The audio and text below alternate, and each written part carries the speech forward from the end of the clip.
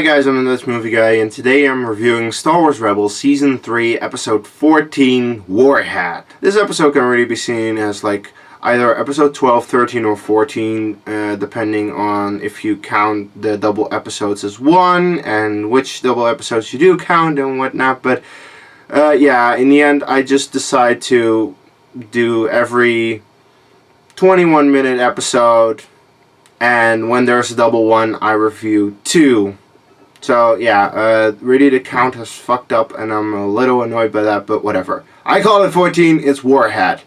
Now, I didn't really have a whole lot of expectations for this episode. I have a lot of expectations for the next one.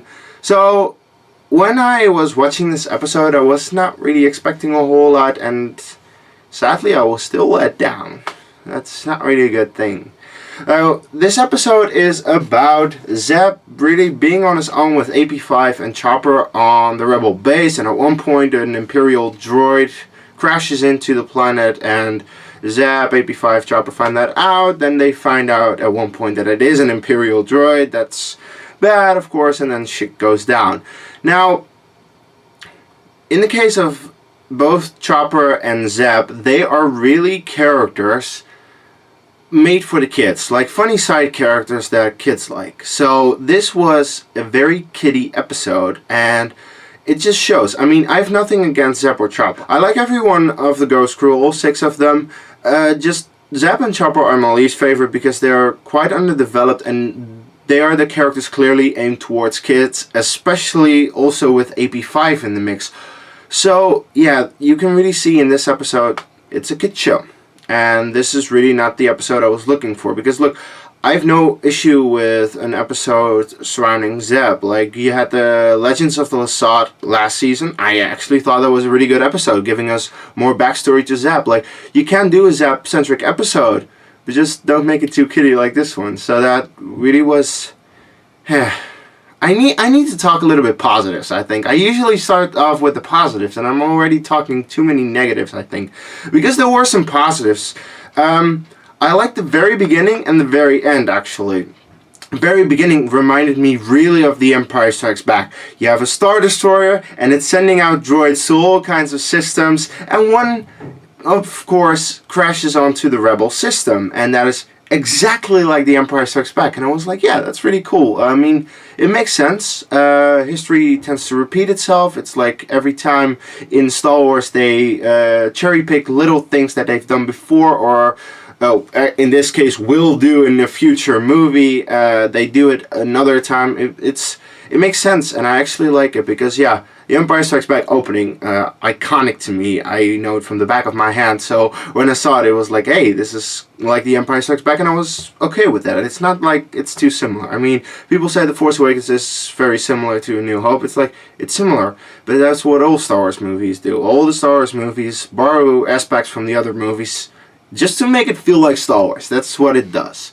Also, I actually liked it when the Imperial droid at one point had the timer go off, and that was really reminiscent of Predator. If you've seen the movie Predator, I assume you have. It's a pretty well-known movie with a pretty well-known actor called Arnold Schwarzenegger. Anyway, at the end of Predator, spoiler alert for that movie, of course, when the Predator is defeated, he knows that, just like this droid, and he activates a self-destruct, and it's very reminiscent of that, and I actually like that aspect as well. Like, they borrowed that as well.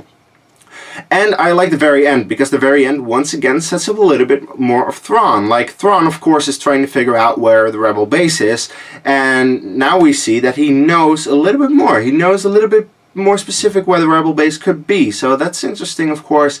Like, they are planting these seeds with Thrawn, and you know there's going to be a payoff at one point, and, like, I complained a little bit when they did it in the episode with Commander Sato, in Squadron, because that was really a case, like, you have the lead of Rebel Command right here, or a leader of them, and some other rebels as well, so you could attack them, and he didn't do that. In this case, there really was not anything for him to go on.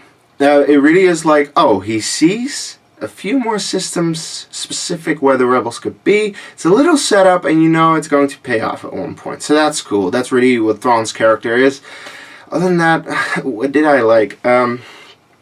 It's funny. I actually liked the part at the very beginning where you have Hera, then Hera goes off, then the episode goes, and then at the end Hera returns and it's like, oh hey, the episode is now a little bit better than the rest of the episode. Is it because of Hera?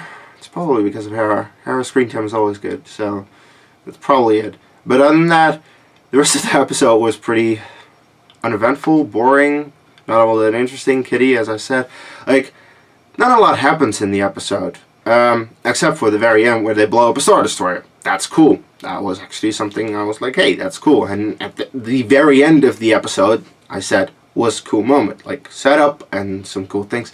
That was cool. The rest of the episode, like, Zap, Chopper, and AP5 figuring out what this droid is doing here on the planet is like, who cares? I don't really.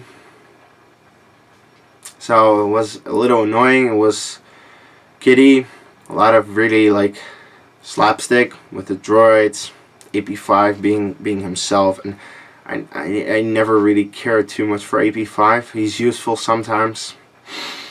That's about it. Yeah. Look, Zap and Chopper, they can have their episodes. They can have backstory given to them in a way that I'm good with it. As I said, Legends of the Lassard for Zeb. Earlier this season with Hera's Heroes, where Chopper actually was at the Y-Wing that Hera found him in. Now, that's like, hey, that's backstory for Chopper. Actually, I already knew that. I believe it was in A New Dawn, and not really sure, but it definitely was in another episode of Rebels where they explained that as well. But it's like, that is good. You can use that, but there was no backstory given to them in this episode. They really were used for comedic effect, for kiddie effect.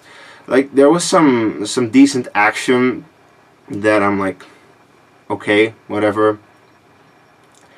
And there were a lot of moments that I questioned logic in the episode. A lot of things that I'm like, wait, shouldn't they just do this right now, or shouldn't they do that? I mean, when Zeb realizes it's an Imperial droid, he comes there with the blaster aimed at him, and he knows it's an Imperial droid. But only at the moment that the Imperial droid is doing things, then he starts shooting. It's like, you could have shot earlier and you wouldn't have the entire episode, which I think would be better, because the entire episode was just not that good. Might be just me. Look, I'm done talking about this episode. I don't want to talk about this episode anymore, because, yeah, I just didn't like it. It was not a good episode. It's up there with some of the worst of the season. I mean, I didn't hate it as much as the last battle. The last battle is still the worst of the entire series. Not just this season, just the entire series. I mean, heck, even the Space Wolves episode, The Call, last season, which was really filler and stupid, at least it had Hera. The last battle didn't have Hera. This one didn't have Hera. So yeah, no, The Call, even though it's not that great of an episode, had Hera, and that's what makes me like it more than these two. But yeah, you know, next week, let's talk about next week, because I want to focus on what is coming up, because there are two very interesting episodes coming up. The next two episodes are called Trials of the Darksaber and Legacy of Mandalore. I am expecting a 2-episode arc around Sabine. I mean, that's going to be pretty cool. And I've been wanting more Sabine backstory, because, like, Canon is very well developed, especially if you've read the Canon comic and A New Dawn. Hera is pretty much developed if you read A New Dawn and you follow the show. Ezra, if you follow the show, pretty much developed. I like Sabine a lot, but she has not got a lot of character development yet. Keyword yet. She has had it over the certain episodes, and I'm very interested to see who her mother is, what the history is with her and Clan Vizsla, of course, because she's a part of that clan. And I'm like, so how did that come? Is the mother of her someone of Clan Vizsla? Bo-Katan! Bo-Katan! Anyway, we don't know, but we're probably going to find out. And I'm not expecting to find it out in the next episode. It's like, give it a little bit of time, that's fine. And show, in case of Trials of the Darksaber, I'm really expecting Kanan to train Sabine, which is going to be awesome, I think. Going to deliver some awesome action scenes. That always is really cool. Just Kanan and Sabine having some cool action scenes. especially with the Darksaber back in action. That's going to be really cool. But I really want also some character development for Sabine, because Sabine so far has been a really cool character, like doing badass stuff, but not a whole lot of character development, and that is really what I want as well. It's like you can have both. You can have both badassery and have character development, and that is what I need a little bit more of Sabine. A little bit more character development, and she can still be a badass, but I already know that, so I need a little bit more character development right now, but we're probably going to get that, and I cannot wait for the next episode, especially after what this was. I'm like, just give me the next one, just give me something good soon, please, because this wasn't too good. Well, I think that's really all I wanted to say, and now I wonder, did you like this episode more than I did, or do you agree with me, and it's like, nah, this just wasn't a very good episode. Please, whatever you think, let me know in the comments below. And as always, if you've liked my review and you want to see more of my movie, trailer, and Star Wars reviews, click right here.